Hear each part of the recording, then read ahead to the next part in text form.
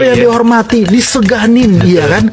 Kalau ketahuan maling, lu penggelapan, ya malu. Yang dimaling dana pendidikan lagi Dana kan? pendidikan lagi. Ada nggak klarifikasi dari kementerian terkait? Belum ada. Nggak ada. Berarti dianggap sesuatu yang normal dong ini.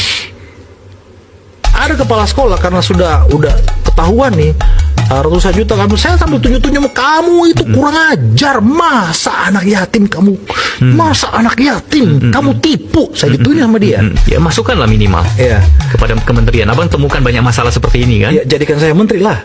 Oh gitu ya? Iyalah. Wah, Pak Prabowo ini menarik sekali ya. Mau pilih partai apa nih? Teman bilang, ayo partai yang besar lah, PDI, Gerindra, Golkar. Bilang, wah kacau lu. Partai kayak gitu mana mau ngasih bacot gue kayak gini kan?